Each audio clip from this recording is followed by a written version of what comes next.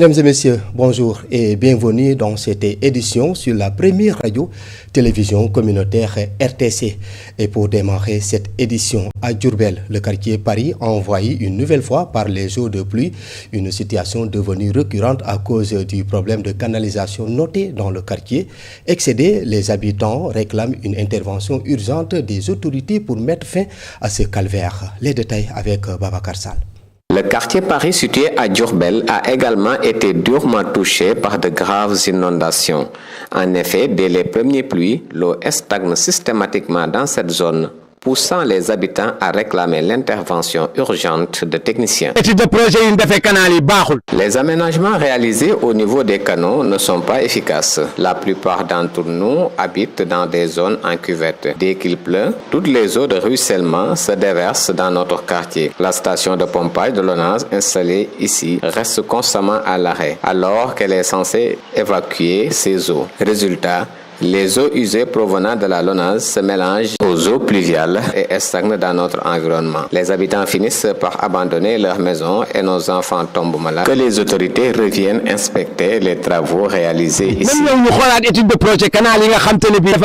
Les habitants de ce quartier nommé Paris ne savent plus à quel saint se vouer. Ils lancent un appel aux autorités afin de retrouver le cadre de vie qu'ils avaient autrefois. Il n'y a plus personne chez nous. On nous a prêté des chambres dans les maisons voisines. Quant à ma famille, elle a été logée ailleurs. Nous ne partageons même plus le même toit. Nous sommes dispersés. Toute la famille a été séparée à cause de l'eau. Même son de cloche du côté des personnes âgées qui déplorent une situation devenue invivable à cause des eaux usées de la LONASE qui refoulent régulièrement dans les habitations. S'il vous plaît, aidez-nous, nous sommes épuisés. Cela fait des années que des pères de famille quittent leur maison avec des bagages endommagés. Chez moi, j'ai été obligé d'installer des plaques de zinc dans les toilettes simplement pour que nous puissions satisfaire nos besoins de base dans un minimum de dignité. La LONASE a fermé ses fosses septiques et si l'on tente d'en creuser une chez soi, on nous l'interdit. C'est incompréhensible. On dirait qu'on veut une chose et son contraire à la fois. La question que tout le monde se pose est la suivante. Les caniveaux construits dans les différents quartiers respectent-ils réellement les normes en vigueur? En effet, les eaux continuent de remonter à chaque opération de pompage, alimentant les doutes sur la qualité des travaux réalisés. Babacar Sall, face à la dégradation avancée du poste de santé de Diamaguène Centre, une dynamique de rénovation a été lancée grâce à l'initiative louable d'un habitant du quartier. Ce geste symbolique redonne espoir au personnel du poste et aux populations qui appellent aujourd'hui à un élan de solidarité pour achever les travaux et améliorer durablement les conditions de prise en charge des malades.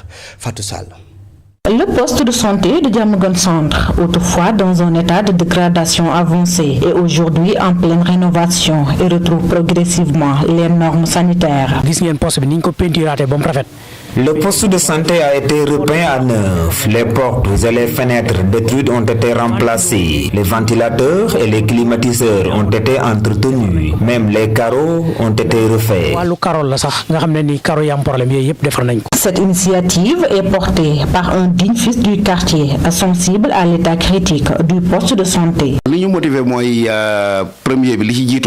Ce qui nous a motivés en premier lieu, c'est le fait que nous sommes des fils du quartier et que nos femmes viennent au poste lorsqu'elles sont enceintes. De plus, nous y sommes venus lorsque nous étions malades et c'est ainsi que nous avons constaté l'état des lieux. C'est pourquoi j'ai pris l'engagement de rénover le poste avec mes amis.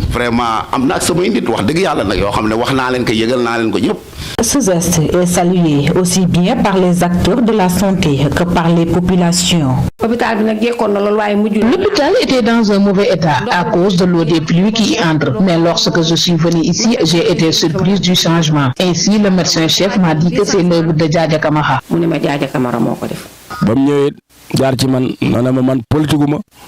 Lorsqu'il est venu m'en parler, il m'a dit qu'il ne faisait pas de politique. Il voulait simplement agir en tant que fils du quartier, témoin de l'état du poste. Je lui ai répondu que c'était une excellente initiative. Nous lui en sommes infiniment reconnaissants. Le personnel sanitaire et les habitants lancent un appel aux bonnes volontés de Kaffrine pour soutenir la rénovation complète du poste afin d'assurer aux malades une prise en charge optimale et de qualité. Parlons d'autres choses dans cette édition. Dans un Sahel marqué par l'insécurité et les tensions, les radios communautaires s'imposent comme un pilier d'information et de cohésion sociale. Malgré des moyens dérisoires, elles continuent de faire entendre la voix des populations rurales. Dans un film projeté lors du 40e anniversaire du Reporters sans frontières qui met en lumière les difficultés de ces radios communautaires, les responsables de ces médias ont laissé un appel pressant au soutien. Modou Diouf nous en dit plus. Dans le Sahel, les radios communautaires jouent un rôle essentiel. Malgré l'insécurité et les tensions, elles demeurent bien souvent la principale source d'information pour les populations rurales. Bon, nous, en tant que radio communautaire, nous avons notre ligne éditoriale qui est beaucoup plus orientée vers le développement de la communauté. Et nous vivons avec la communauté. Nous sommes de la communauté, nous sommes dans la communauté. Informer, sensibiliser, maintenir le lien social. Les missions sont nombreuses, mais les moyens restent limités. Procéder à la communication et à la sensibilisation de nos communautés. Pour appeler les communautés, c'est-à-dire au vivre ensemble. Pour appeler nos communautés à la cohésion sociale. Pour demander à ce que toutes les communautés se donnent la main pour le retour définitif de la paix. Face aux défis sécuritaires et financiers, le responsable lance un appel aux autorités de nos pays pour que ces autorités aussi mettent les paquets dans le cadre de la protection des journalistes. Et que ceux qui ont les armes aussi comprennent que les journalistes ne sont pas vraiment des soldats. Et à toutes ces ONG qui peuvent encore se retourner vers ces radios communautaires, considérer le travail de ces radios communautaires sur le terrain, comprendre que c'est un maillon important dans le développement de la communauté, accepter vraiment accompagner ces radios communautaires-là. Un message fort, relayé dans le film projeté lors de la 40e anniversaire de Reporters sans frontières. Ce documentaire montre que les radios communautaires restent plus que jamais une voie de résistance et de dialogue dans un Sahel en quête de stabilité. Modou Diouf. Et puis l'association pour la promotion économique et culturelle du Djegem a organisé une caravane de reboisement à Nguyen, objectif lutter contre les effets de changement climatique et contribuer au reverdissement du Djegem. Les lieux de culte dont la grande mosquée et la paroisse ont été choisis pour la plantation des arbres. À ce propos, écoutons le Michel Ngom Nguyen, le père Berengue Malou, vicaire de la paroisse Sainte-Bernadette de Nguyen, au micro de Pape Kéry. On a parlé du système de tutorat. Tout à l'heure, je disais à Madame la Présidente qu'il va falloir que vous disiez à vos membres que cet arbre appartient à Gorgui, l'autre arbre appartient à Djegan. Et Djegan a le droit et le devoir de protéger cet arbre jusqu'à ce que l'arbre soit en mesure de vivre sans pour autant qu'il y ait des difficultés inhérentes à la coupe, etc. Donc c'est pour vous dire que par rapport au suivi, vraiment c'est quelque chose de très important et on y a pensé avant de venir faire le reboisement. Donc il était même prévu dans cette activité de reboiser des allées. Mais puisque le problème des gabions se pose, donc nous avons préféré reboiser les endroits qui sont déjà clôturés, donc qui sont déjà dans des endroits propices où, par exemple, les animaux ne pourront pas entrer, donc pour éventuellement faire des saccages. Lorsque Dieu créa l'homme, il nous a confié la nature, il nous a confié la terre et tout ce qu'elle contient pour que nous en prenions soin. Alors le fait de ne pas prendre soin de la nature est considéré comme un péché. C'est effectivement un péché et nous voyons que nous péchons beaucoup contre la nature.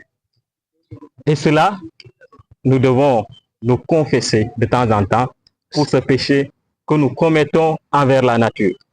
Parce que nous coupons les arbres, nous ne reboisons pas, nous salissons la nature et nous ne prenons pas soin de cette nature-là.